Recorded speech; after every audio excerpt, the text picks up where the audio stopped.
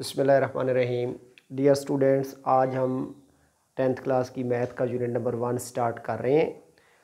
Quadratic equations chapter का name है quadratic equations. Chapter number 1 में हम क्वाड्रेटिक इक्वेशंस को पढ़ेंगे और चैप्टर नंबर 2 में थ्योरी ऑफ क्वाड्रेटिक इक्वेशंस पढ़ेंगे। तो सबसे पहले हमने ये डिफ़ाइन करना है कि क्वाड्रेटिक इक्वेशन क्या होती है।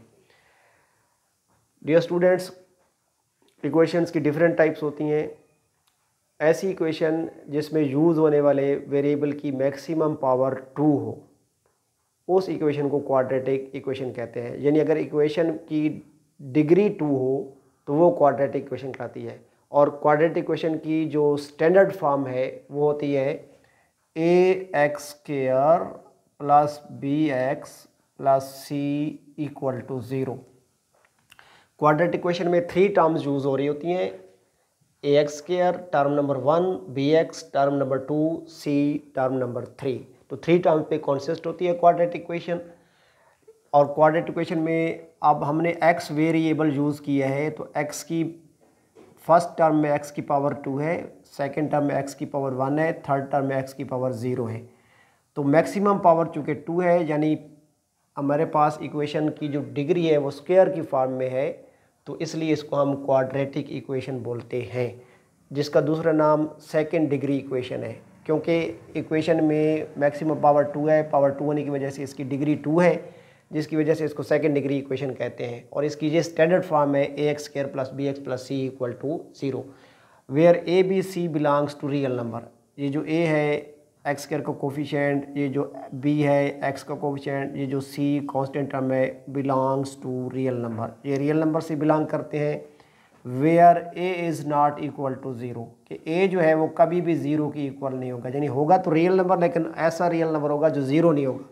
क्योंकि अगर यहाँ पे a 0 हो गया तो 0 मल्टीप्लाइड बाई x² ये 0 हो जाएगा, x² वाली टर्म एलिमिनेट हो जाएगी, तो हमारे पास फिर जो इक्वेशन बच जाएगी वो bx प्लस c हो जाएगी, यानी वो लीनियर इक्वेशन में रिड्यूस हो जाएगी।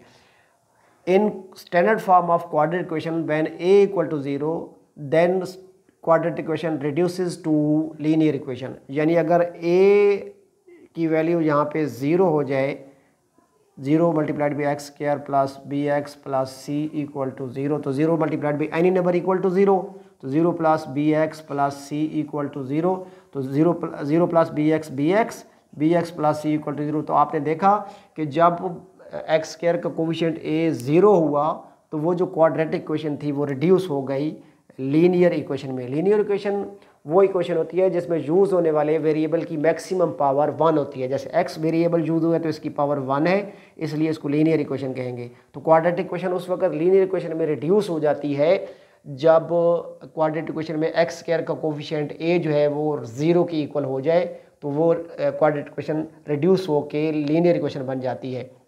और अगर क्वाड्रेटिक इक्वेशन में standard form of quadratic equation में ये x² का कोफिशिएंट b 0 हो जाए, तो देन हमारे पास जो इक्वेशन बनती है वो प्योर क्वाड्रेटिक इक्वेशन कहलाती है। यानी ax² plus x 0 time 0 plus c equal to 0, तो ax² plus c equal to 0। आपने देखा कि हमारे पास जब x का कोफिशिएंट b 0 हुआ तो x हमारे पास क्वाड्रेटिक इक्वेशन में से x वाली टर्म जो थी वो एलिमिनेट हो गई, ख़त्म हो गई। एलिमिनेशन मीन ख़त्म हो गई, इसलिए हमारे पास जो बाकी टर्म्स बच गई हैं वो है ax² प्लस c, यानी x² वाली टर्म और कांस्टेंट टर्म बाकी रह जाती है। तो इस वजह से इसको कहते हैं प्योर क्वाड्रेटिक इक्वेशन।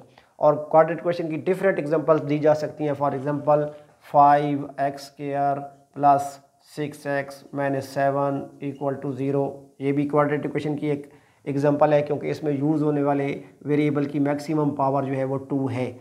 इस तरीके से और भी बहुत सी एग्जांपल दी जा सकती हैं। 2/3x² plus 9x plus 20 equal to 0। अब यहाँ भी x की पावर मैक्सिमम 2 है, इसलिए ये क्वाड्रेटिक इक्वेशन है। तो डियर स्टूडेंट, याद रखिएगा कि लीनियर इक्वेशन वो इक्वेशन होती है जिसमें यूज़ होने वाले वेरिएबल की मैक्सिमम पावर 1 होती है, और क्वाड्रेटिक इक्वेशन वो इक्वेशन होती है जिसमें यूज़ होने वाले वेरिएबल की मैक्सिमम पावर 2 होती है, जिसकी वजह से उसको क्वाड्रेटिक इक्वेशन कहते हैं या सेकंड डिग्री इक्वेशन कहते हैं।